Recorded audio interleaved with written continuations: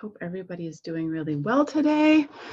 My name is Sarah Best. I'm really excited to have you here. Give me 1 second and I am just going to share this if I can.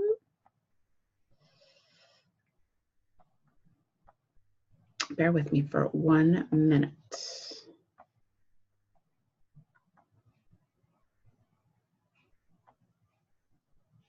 I share this on my Facebook page and in my Facebook group. If you're not a member over there, you can head over there now and join us. It's called the Mindful Eating Group. You can just search for it and request to join.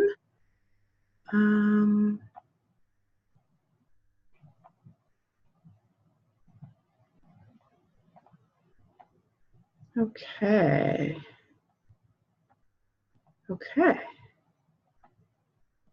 I think we're good.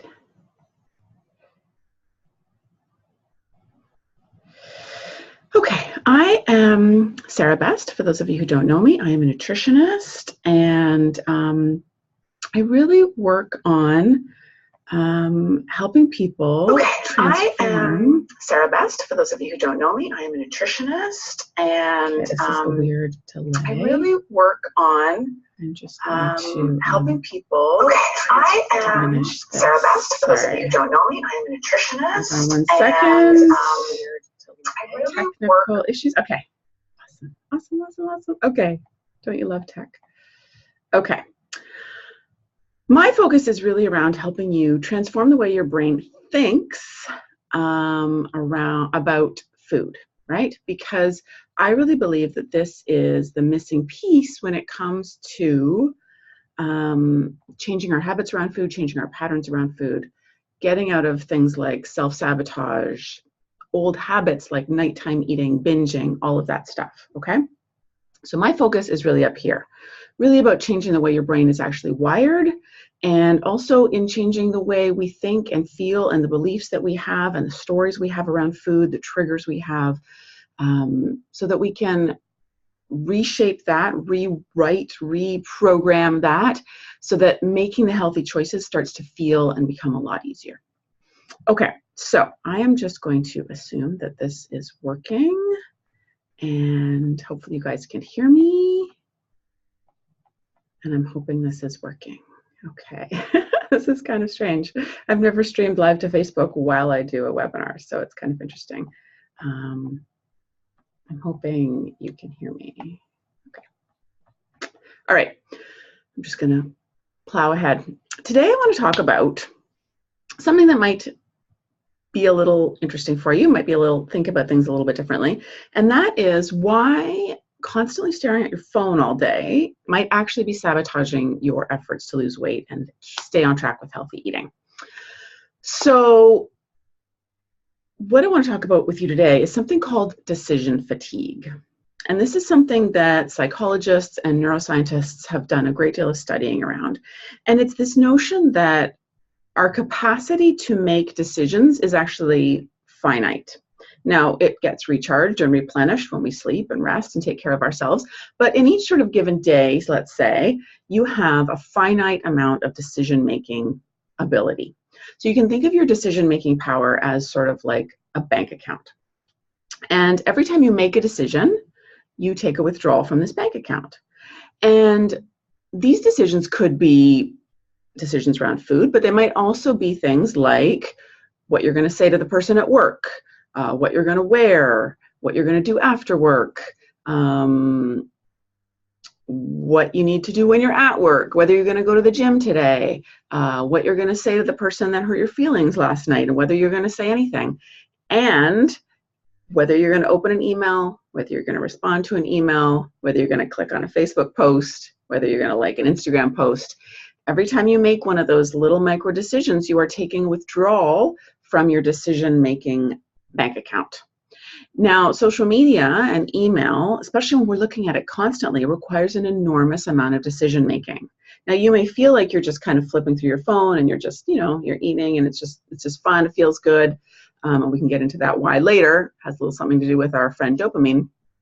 But when you're flipping through school, when you're scrolling through social media, excuse me, you're actually making thousands of little decisions. Are you going to keep scrolling? Are you going to stop on something? Are you going to read something? Are you going to like it? What do you think about that? What do you think about the person who sent it? What do you think about why they posted it? What do you think about the comments? Are you going to respond to that stupid comment? Right? So millions of little decisions, maybe thousands of little decisions, but it feels easy, feels like no big deal, but every single one of those is withdrawing from your decision-making account.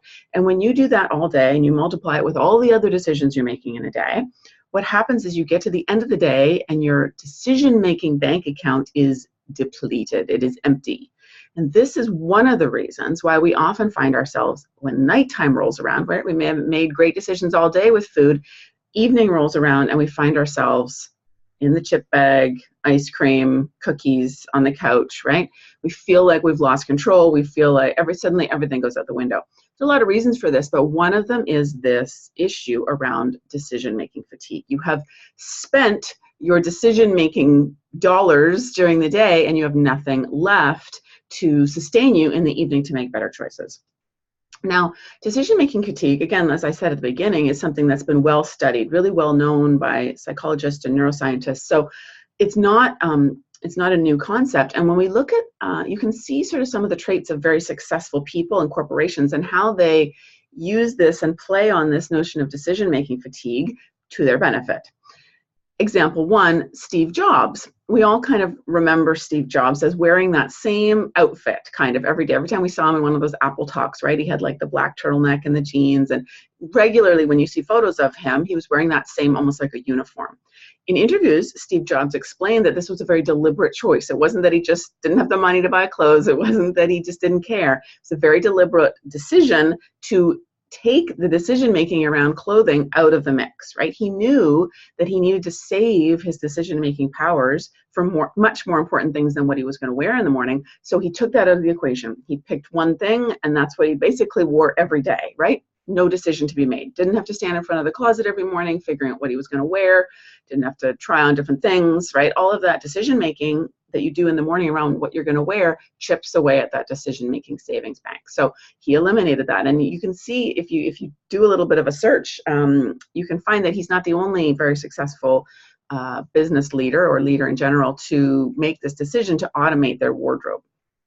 Another example is big stores like IKEA, for example. Let's use them as an example, although lots of stores do this.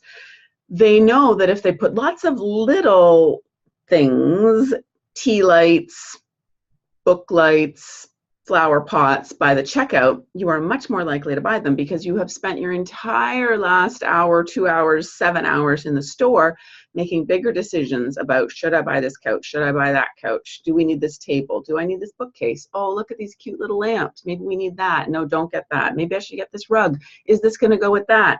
Right? A lot of decisions, very exhausting, really depletes your decision-making stores, reserves, bank.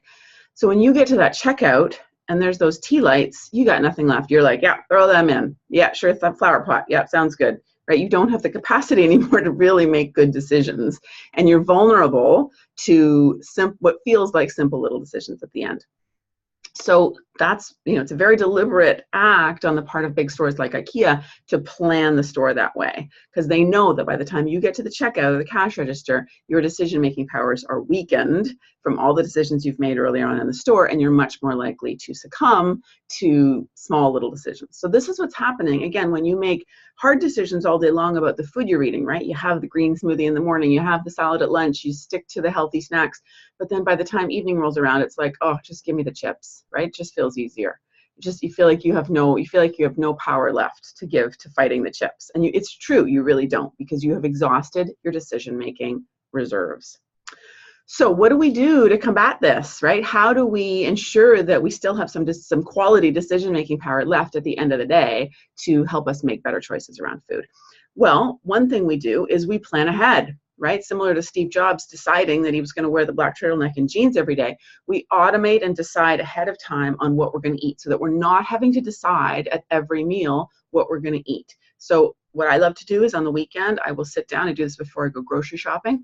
I sit down and I plan all my meals, right? I literally write them down: Monday, Tuesday, Wednesday, Thursday, Friday. Write down all my meals. I do this while I'm looking at my calendar, so I know which nights are going to be busy. When will I have more time to make a more complex meal? When do I have to have something quick to throw together, so that the meals tie up with my calendar, so it's all going to work.